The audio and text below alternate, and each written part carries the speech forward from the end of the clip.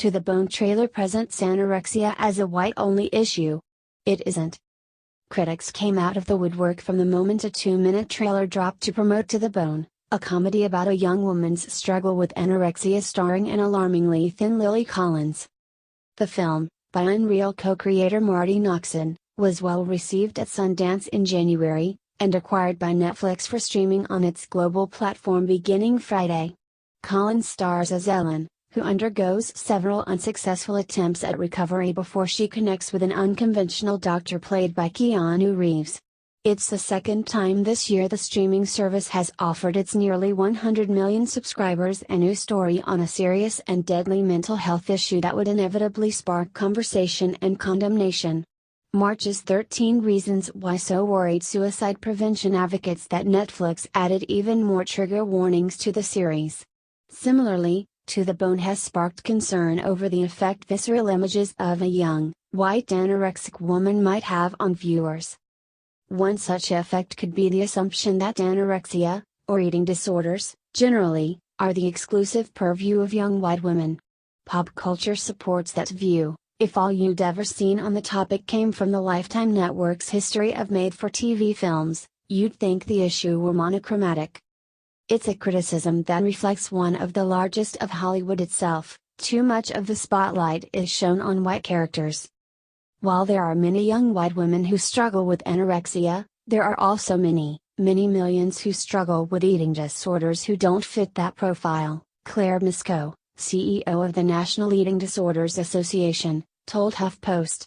"We get calls through our helpline from people who don't fit that typical picture, who will articulate that they don't even know if they have an eating disorder because they're not that sick, or I don't look like this." If To the Bone were a completely fictionalized story, perhaps we might have received a different picture of the illness, reflecting one of the more unexpected segments of those afflicted with the disease. Eating disorders affect people of all genders, ages, races, ethnicities, body shapes and weights, sexual orientations and socioeconomic statuses, the Academy for Eating Disorders states as number 5 in its list of 9 truths. To the Bone cast members read off the list as a public service announcement for World Eating Disorders Action Day in May 2016. While the trailer focuses on Collins' Ellen, the full film pulls back from her experience to show men and women of color affected by eating disorders, too. Project Heal, which collaborated on the film's Netflix release, states the full film does a great job of showing diversity. Ellen remains a focal point, though, because the film is based loosely on the personal story of Noxon, who saw a disturbing lack of concern paid by Hollywood to the disease that prevented her from going to college immediately after high school. The director told Vulture that male studio executives told her anorexia was such a small topic, requiring 3 female producers to get it made.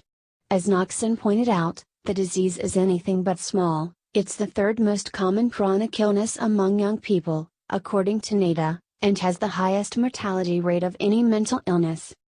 "I hope that by casting a little light into the darkness of this disease we can achieve greater understanding and guide people to help if they need it," she wrote in a tweeted statement after the Netflix trailer debuted.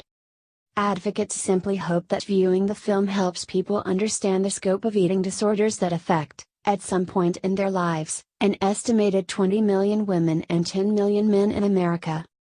"I don't want to knock the filmmaker for telling her story, and really that is excellent that she recovered from an eating disorder," Lori Zinger, executive director of the National Association of Anorexia Nervosa and Associated Disorders, told HuffPost in an email.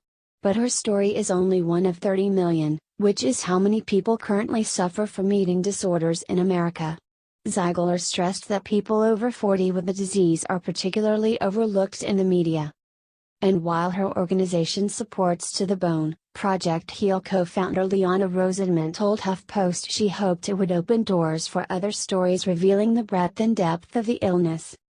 "Not glamorizing, but highlighting and showing," she said, adding, "really just creating this conversation so that people are aware that eating disorders do affect anyone at any size, at any shape, at any ethnicity, any gender, and that no one is immune."